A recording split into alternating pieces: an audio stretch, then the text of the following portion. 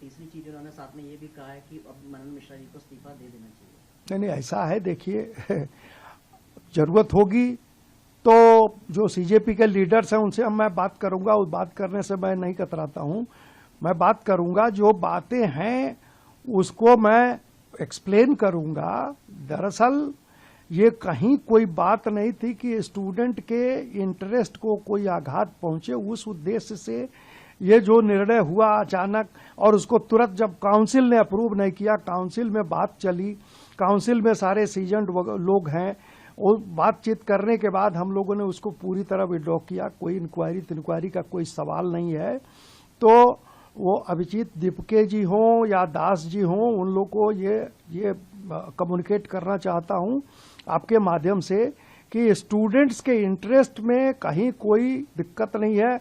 Students के interest को protect करने के लिए मैं हूं या बार काउंसिल ऑफ इंडिया है, बार काउंसिल के मेंबर्स हैं, इसलिए कहीं किसी को कंफ्यूजन है, कहीं किसी को अगर मान लीजिए कि कम्युनिकेशन में कोई दिक्कत हुई है तो मैं क्लियर करना चाहता हूं आपके चैनल के माध्यम से कि स्टूडेंट का interest he bar council of India के लिए, हमारे लिए सर्वोपरि है, और युवाओं का इंटरेस्ट, देश के युवाओं का इंटरेस्ट हम लोगों को देखना है। जो अभिजीत दीपके जी चाहते हैं युवाओं के इंटरेस्ट को प्रोटेक्ट करना, वही हमारा भी उद्देश्य है, इसलिए कहीं कोई इंटरेस्ट का क्लैश नहीं।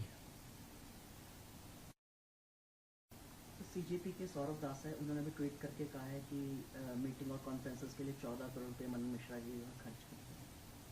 ये तो मुझे नहीं पता है कि 14 करोड़ कहाँ खर्च हो गया। मीटिंग नहीं होता है, कुछ सेमिनार्स होते हैं, बार काउंसिल ऑफ इंडिया कोई टॉपिक्स पे सेमिनार वगैरह ऑर्गेनाइज करती है, लेकिन 14 करोड़ वाली बात, वो पैसा कुछ नहीं है। लेकिन देखिए, बात यह है कि कहीं कोई कम्युनिकेशन गैप है तो सौरभ दास जी हों, दीपके जी हों, सब इन लोगों से बात करके कोई अगर कुछ एक्सप्लेन करना है तो वो एक्सप्लेन किया जा सकता है। मुझे लगता है कि कहीं ना कहीं कोई कम्युनिकेशन गैप है, इसलिए इस ढंग का ट्वीट आ रहा है।